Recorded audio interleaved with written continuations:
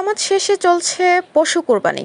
তানভীর আলমকে সাথে নিয়ে আকলিমা রশিদ আলীর বিশেষ প্রতিবেদন। শুনছিলেন সংবাদ শিরোনাম, কসবা টিভির ডেস্ক রিপোর্ট। কসবা টিভি, হৃদয়ে বাংলা। পবিত্র ঈদুল আজহার নামাজ শেষে পশু কোরবানি দেওয়া শুরু করেছেন সামর্থ্যবান মুসল্লিরা। ত্যাগের মহিমা এবং আল্লাহর সন্তুষ্টি লাভের উদ্দেশ্যে প্রতি বছরই পবিত্র ঈদুল আজহায় আল্লাহর সন্তুষ্টির জন্য কোরবানি দিয়ে থাকেন ধর্মপ্রাণ মুসল্লিরা। ঈদের দিন শনিবার ৭ জুন ঈদের নামাজ শেষে কসবা উপজেলা সদর সহ সারা দেশে পশু কোরবানি দিতে দেখা যায় ধর্মপ্রাণ মুসলমানদের। কোরবানি করা যাবে ঈদের তৃতীয় দিন পর্যন্ত। সরেজমিনে দেখা যায় প্রতিটি পাড়া মহল্লায় সামর্থ্য ও পছন্দ অনুযায়ী গরু, মহিষ, খাসি, ভেড়া কোরবানি চলছে। বাবা, ছেলে, পরিবারের সদস্য ও প্রতিবেশীরা সবাই মিলে কোরবানিতে অংশ নিয়েছেন। কসাইরাও ব্যস্ত সময় পার করছেন।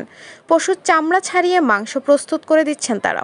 এদিকে কসবা পৌরসভায় পরিচ্ছন্নতায় এবার বিশেষ গুরুত্ব দিয়েছেন কসবা পৌরসভা। কোরবানির পরপরই রক্ত, মলমূত্র ও বর্জ্য দ্রুত সরিয়ে ফেলতে বলা হয়েছে।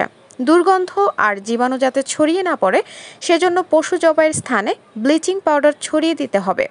ব্যবহারের পর মাংস কাটার সরঞ্জাম এবং পাত্রগুলোর পরিচ্ছন্নতার দিকেও দিতে হবে নজর। ঘর থেকে মাংসের দুর্গন্ধ দূর করতে লেবুর রস, বেকিং সোডার ব্যবহারের পরামর্শ দিয়েছেন বিশেষজ্ঞরা।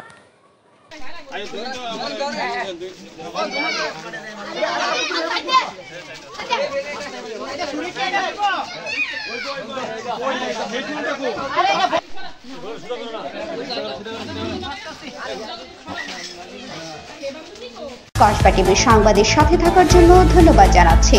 পরবর্তী সংবাদ পেতে আমাদের চ্যানেলটি সাবস্ক্রাইব করে রাখুন। হৃদয়ে বাংলা, কসবা টিভি।